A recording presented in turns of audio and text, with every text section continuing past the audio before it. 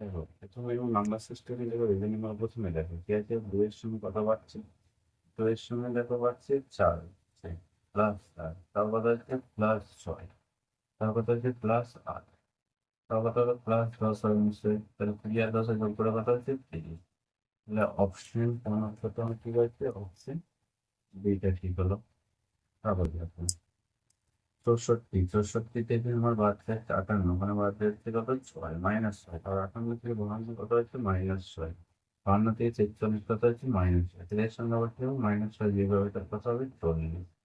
দেখো তাহলে কি হচ্ছে কি, বিয়োগ করো। তারপর দেখো 3 নম্বরটা দেখো, 3 নম্বরে আছে কি দেখো, 3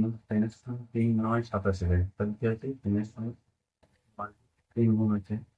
এটা তাহলে সঙ্গে 3 গুণ আছে, এটার সঙ্গে 3 গুণ আছে, তাহলে এটার সঙ্গে যদি 3 গুণ করি কত হচ্ছে, 3 × 3 = 24, 244, 244 করে হচ্ছে অপশন সি, তাহলে কি অপশন সি আনসার।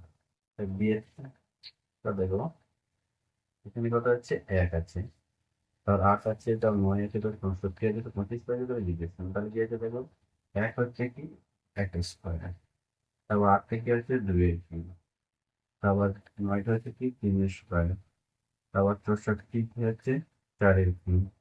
তারপর কি হচ্ছে এটা 5 স্কোয়ার, তারপর কি 6 তোকে একটা স্কোয়ার হচ্ছে, তারপর কি হচ্ছে আমাদের, তারপর একটা স্কোয়ার হচ্ছে, তারপর কি 6 মানে কত আমার 216, দেখো 216। এইরকমই অঙ্ক পেতে এইখানে দেখতে থাকবে।